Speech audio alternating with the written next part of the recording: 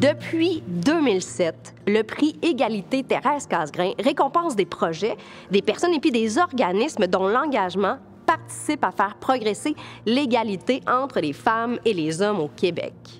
Chacune à sa manière, s'inscrit sur la grande ligne du temps de l'histoire des femmes, que ce soit en tant que femmes de tête, de cœur, que ce soit en tant que groupe de femmes tricotées serrées ou en tant qu'alliées engagées. Pour connaître ce qui reste à accomplir, quoi de mieux que de voir le chemin parcouru?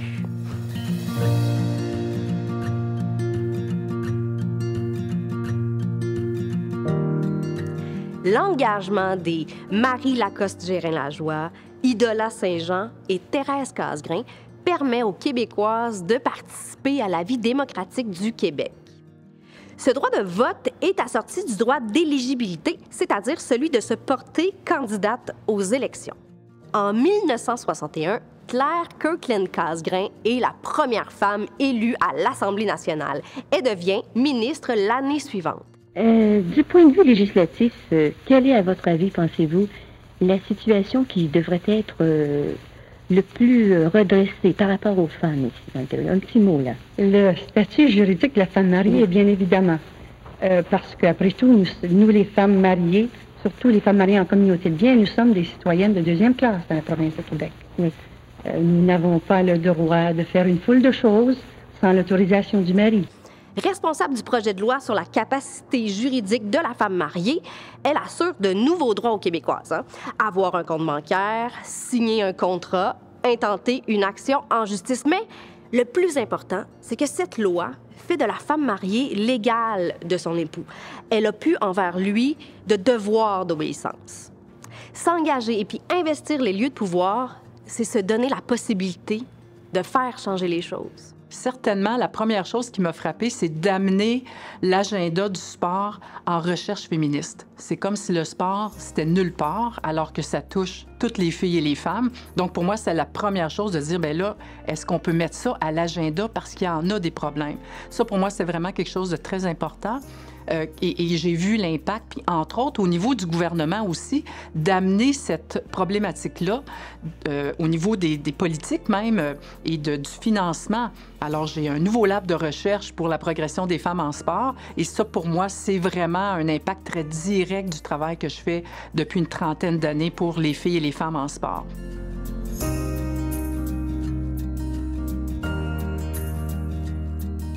La Deuxième Guerre mondiale permet aux femmes, dont celles qui sont mariées, d'intégrer massivement le marché du travail, comme infirmières ou comme ouvrières dans les usines d'armement. Mais une fois que la guerre est terminée, on essaye de les retourner à leurs responsabilités domestiques et conjugales. Il y a beaucoup de femmes qui vont refuser cette injonction-là. Elles vont pénétrer les organisations syndicales et elles vont revendiquer de meilleures conditions de travail, dont un salaire égal. Léa Robach et Madeleine Parent sont des figures marquantes des luttes syndicales des femmes au Québec. Il va falloir attendre 1975 pour que soit adoptée au Québec la Charte des droits et libertés de la personne qui va inscrire pour la première fois dans un texte de loi le principe du salaire égal pour un travail équivalent.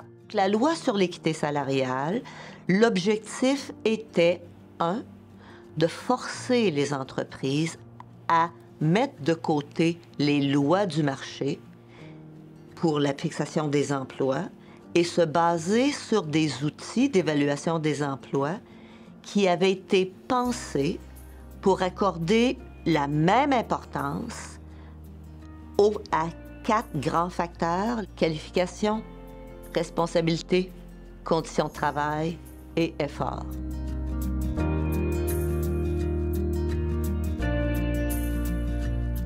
La loi sur la capacité juridique de la femme mariée, en permettant aux femmes d'embrasser une carrière sans avoir la permission de leur époux, la création des cégeps en 1967 et puis celle du réseau des universités du Québec en 1968, tout ça, ça concourt à ce que plus de femmes aient accès à un éventail de formations universitaires, même à celles jusque-là réservées aux hommes. En 1979, l'Office québécois de la langue française recommande de féminiser les titres et les appellations d'emploi et reconnaît du même coup l'existence des femmes dans toute une variété de métiers. Elles sont infirmières, enseignantes, elles sont policières, mécaniciennes, pompières, réalisatrices, chirurgiennes, autrices, députées et premières ministres. À l'école, on croit que c'est notre responsabilité parce qu'effectivement, le milieu du génie, des technologies, est un milieu à dominance masculine et il y a de plus en plus de femmes qui s'y intéressent et c'est très bien.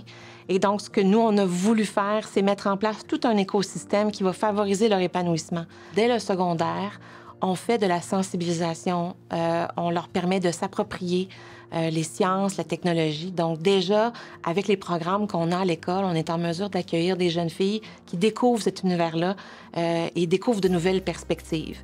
Et je pense que la communauté se mobilise aussi autour de ça. Tout le monde veut accueillir davantage, accueillir mieux, intégrer mieux.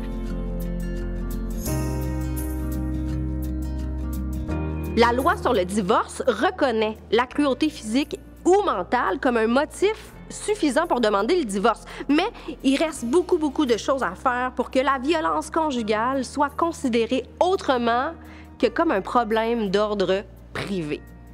Il y a des groupes de femmes qui se mobilisent autour de l'enjeu de la violence conjugale. Dans les années 70, elles fondent et elles opèrent les premiers refuges pour femmes victimes. Le Conseil du statut de la femme, avec l'aide d'organisations féministes, programme des colloques régionaux sur la violence faite aux femmes et puis aux enfants. En 1982, un incident à la Chambre des communes met le feu aux poudres. 1 in 10 husbands beat their wives regularly, and these women, I don't think this is a very much of a laughing matter, Madam Speaker. Piqués à vif, les groupes féministes ripostent. À cette époque-là, on commence à sentir que la violence conjugale concerne toute la société. C'est en 1995 qu'une première politique multisectorielle en matière de violence conjugale est adoptée par le Québec.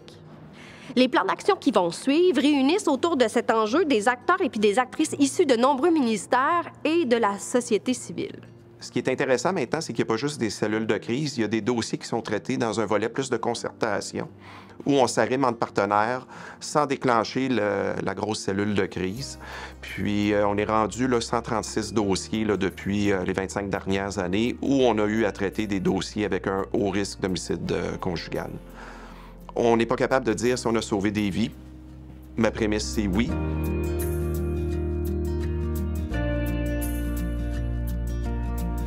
Les années 70 voient naître une première génération de femmes cinéastes. Anne-Claire Poirier est une figure de proue. En fait, elle va être la première Québécoise à réaliser un long-métrage. Il y a des initiatives qui concourent à ce que plus de films soient l'œuvre de femmes au Québec. D'une part, l'ONF propose des actions qui sont structurantes.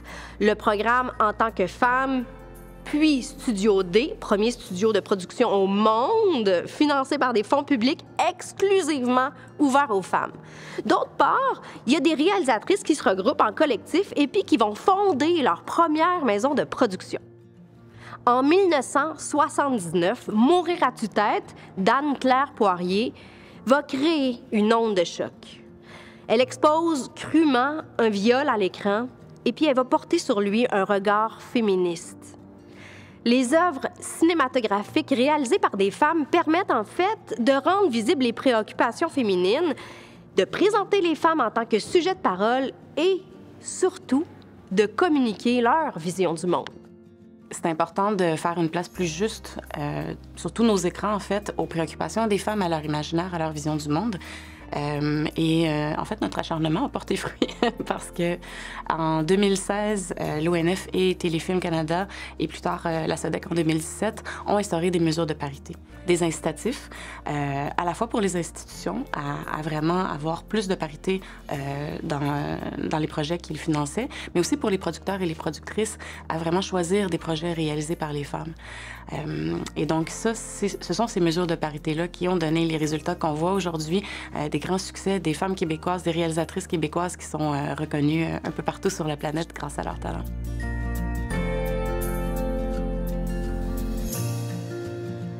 La décennie 2010 va avoir été marquée par la libération de la parole des femmes.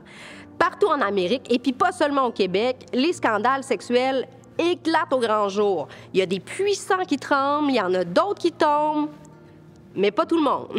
Bon, sur les réseaux sociaux, il y a une grande chaîne de solidarité, de sororité qui va se tisser entre les femmes à coups de mots-clics. Hashtag agression non dénoncée, hashtag moi aussi.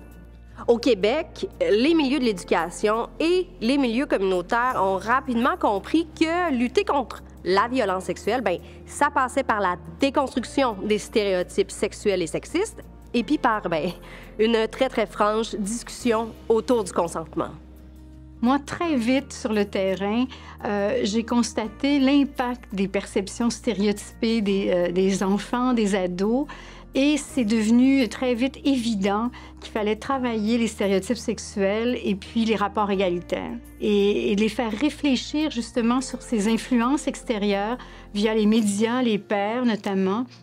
Et puis les stéréotypes, c'est dans beaucoup de choses qui les concernent, l'image corporelle, le rapport aux autres, le consentement, le rapport à l'intimité. Il y avait tellement d'éléments où l'égalité était au centre de la réflexion et de l'éducation qu'on avait à faire aussi. Puis donc, développer leur sens critique, pour moi, c'était la base de l'éducation à la sexualité. C'est de toutes ces batailles-là qu'on vient. Et puis le prix Égalité Thérèse Casgrain va nommer cette année une 15e cohorte de femmes et d'hommes et d'organismes qui contribuent tous les jours à rendre notre société plus juste, plus égalitaire, bien plus humaine en fait. Félicitations, puis surtout, merci du fond du cœur à toutes les personnes qui s'impliquent pour faire progresser notre société. Il y a de l'avenir pour l'égalité entre les femmes et les hommes au Québec.